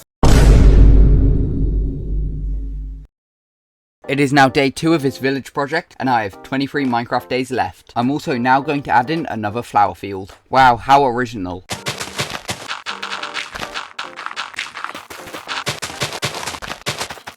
And there we go, a brand new cornflower field and a wheat field have now been added in. I'm now going to build up another farmhouse, but this time I'm going to show you how I do it. So we start off and we place 1 polished andesite, 1 cobblestone, 1 polished andesite and 1 cobblestone. And we repeat that on all 4 sides. And now I'm going to use a mod which automatically randomizes my hotbar to build up the walls. Now for the roof, we do an outline of slabs like this. And we do one sticking out on the end like this. And then you do the same on the other side, leaving a 1 block gap before pillaring up. And then it's time for a gradient of copper. And that is how you build up a farmhouse. But what am I going to do now? A, build another farmhouse, or B, build another field? Well, whatever you said, you're wrong, because I'm going to build up a bridge. The bridge is now complete. Wait, what do you mean it looks boring?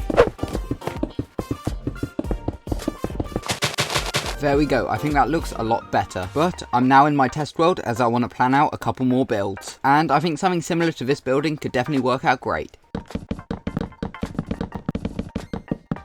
And for the roof, I want to include a green gradient. And I think something like that definitely works out pretty well. And after adding a bit more detail, I think this house looks pretty cool. Today is June the 2nd, meaning that my hardcore world was created 1 year ago today. So I've decided to dedicate this tower here for it. But today I'm going to build a house I designed yesterday in creative mode. But first I need to gather up some more spruce wood. As well as mossy cobblestone. And moss. After gathering those resources, I'm now on day 981, meaning I have 19 days left of this project. Now that I've gathered all the resources, it's time to build up the house. So unfortunately, Replay Mod decided to corrupt the time-lapse, which is pretty annoying, but I can still show you what I've built inside of this house, and it's a sugarcane farm. This is because I can now gather paper automatically whilst I'm building up this village. Now I want to do something for the first time in this video, building up a farmhouse.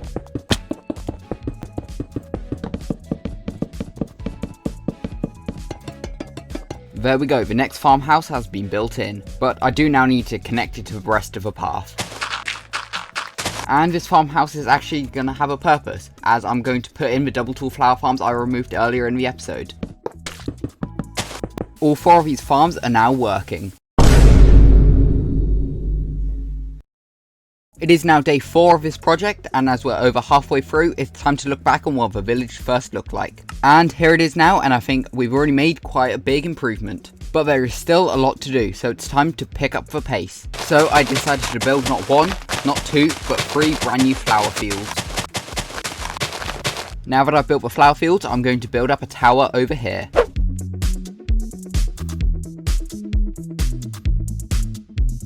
Yeah, I think that tower looks pretty good, and I might even add some more in later. But for now, once again, I'm going to build up a couple more farmhouses. Wow, what a surprise.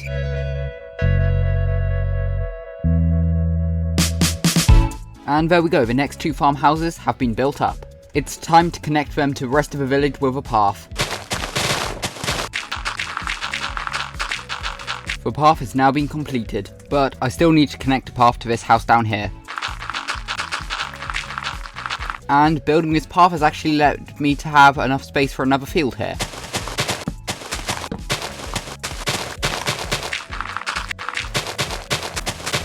I decided to build a peony field as it stands out from the other 2 white flowers near it.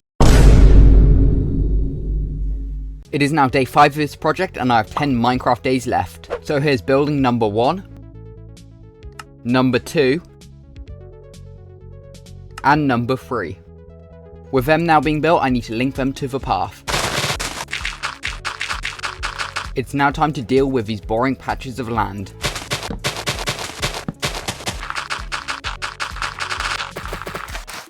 So that's field 1 now done, but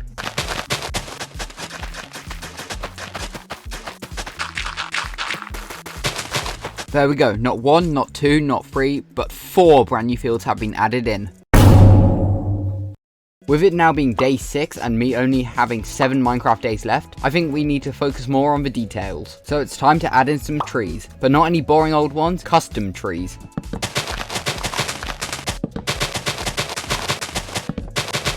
Let's also add in some patches of grass and some patches of wheat. Right over here, I actually have a bit more room for one more field.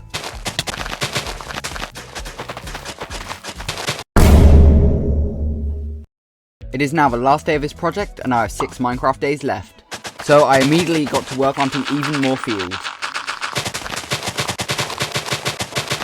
Now that the fields behind me have been built, it's time to build yet another tower. The tower has been built up, and what I've realised in all of this is how annoying phantoms are. So for the last few days I am going to let myself sleep so phantoms don't drive me insane. And there we go, we now have 4 days left. My next job is to be decorating these parts of this village as they're really boring at the minute. So off I went, creating some trees and planting some wheat and sweet berries. With it now being day 997, I need to go to my XP farm as my tools are looking pretty bad. Now that my tools have been repaired, I'm gonna plant another field. Yes, I've definitely ran out of ideas at this point. And what I meant by that was planting 4 fields. And when I said 4, I meant 5.